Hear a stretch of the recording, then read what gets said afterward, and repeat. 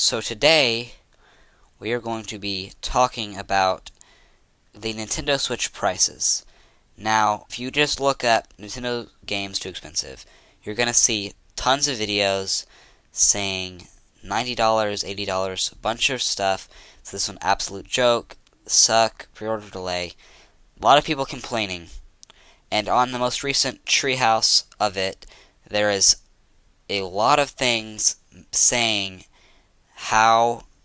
bad the prices are, and people saying to drop the prices. But today I want to show you something about Nintendo Switch games. So, the first party games, when the Switch 1 launched, it would have cost somewhere around $60 for a first party mainline game. So we're going to see what $60 in 2017 is worth today. So that same $60 in 2017, how much adjusted for inflation in US dollars? So $60 US in 2017, what is it worth now? What is it worth now? And we're going to see something that is going to blow your mind. $60 in 2017 is worth $77.76. So yes, the prices are going up, and I'm not sure about this $90 thing, but they're not going up too high. If you look, it's basically going to be an increase of $3 for 80. Now I know people are used to paying $60, but $60 in 2017 is roughly the same price as $80 today. The US dollar has dropped through inflation, and that brought these. There's, of course, this one says $78.43. This one is also $78.43. So the US dollar has dropped.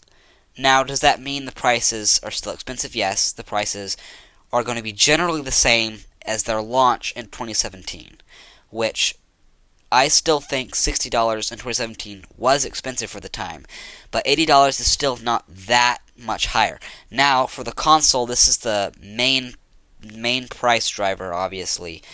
The Nintendo launched Nintendo 1 launch price. It launched at $300 on March 3rd, 2017. So if we take that $300 in March 2017 and translate it to money to I need to fix this. $300. Let's go here. $300 in March 2017 to today's money. And we're going to see that it is going to be quite a bit more expensive. I'm pretty sure. Let me just check. It's worth $388.79 if you take this.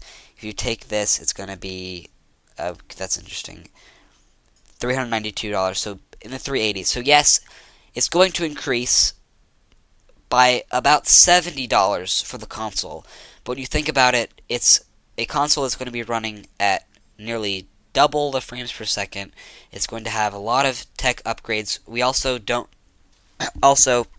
the chips that they're adding to this from Nvidia, most likely, are also going to cost expensive. Plus, if you add on some of the tariff charge that is being added onto it, that's going to drive the prices up. Now, is it too much higher? I mean, it's not that much higher. It's basically worth a game. Now, I understand it's still going to be really expensive, but over time, this price may drop. We'll see how things go. But if you think about it so you take $388, plus if you get the Mario Kart bundle, which would be about $80. So you add that, it's just $500. Now, if you add 300 plus the 60, it'll be about $360, or translated to $500. It would be about a $140 increase, is what it would look like on paper. But if you take a look at it, it's basically going to be the $388 in today's money. So as I'm saying, the dollar has gone down. So the games one is really what I get at. Because, of course, the console is going to be expensive. It's still not as expensive as, let's say, what did the S5 launch at? Launch price. It's going to be even higher, of course. This one is a home console. It started at $500. $700. Wait, let's not look at that. $500 for this console. Yes, PlayStation 5 likely runs much better than Switch 2. I mean, it's obvious. The Switch is going from handheld to console to home player mode, so obviously it's going to be worse. But for the PlayStation 5, it launched at $500, which would be the same as having the bundle with the game with Mario. But the thing about PlayStation is exclusives are really low. There's very few exclusives. If you have an Xbox, there's not much incentive that a PlayStation 5 has over any of the other consoles. Yes, they have a few different IPs that they have, but Nintendo, let's look up how many Nintendo IP exclusives, and there's just going to be a lot more. So I'm going to go over here and do that. I probably need to look up for a number. Nintendo exclusive number is going to be relatively high, and so over 300. So they have so many, like, I love, of course, Mario, Zelda, they have Pokemon, Smash Bros. All these games in this list here as Nintendo IP that they have. Now, PlayStation 5 has a major problem with their exclusive IP. Exclusive first-party IP, I should probably say that. First-party IP is going to be likely much lower. Yes, they have a few here. It says they only list very few. And these games, I have not played any of these games. Obviously, I don't own a PlayStation. But I would say that they're much less. Much less IP for about the same price. If you like Switch games, you don't really need to complain too much about the prices. Everyone's complaining about the price of it, when really if you adjust the dollar, it looks so much better.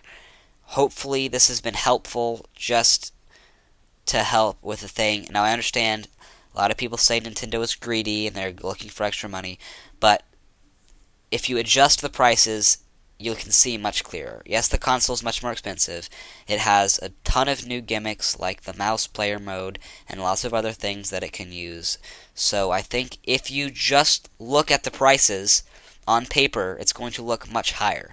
But if you look at it with adjusted inflation dollar, $60 on the Switch whenever it launched in 2017 is relatively the same as what first-party games are going to launch at on the next console. Now, you also got to remember that Nintendo is a company. They have to make money somehow.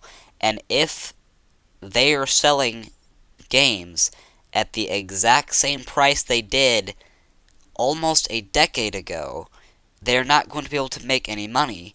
And people aren't going to want to work for them. And then people will start to leave Nintendo, and they're going to become a bankrupt company, and they're not going to be able to make awesome games for us all to play.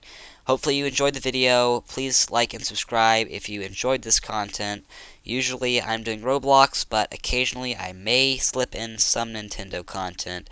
Thank you guys all for watching.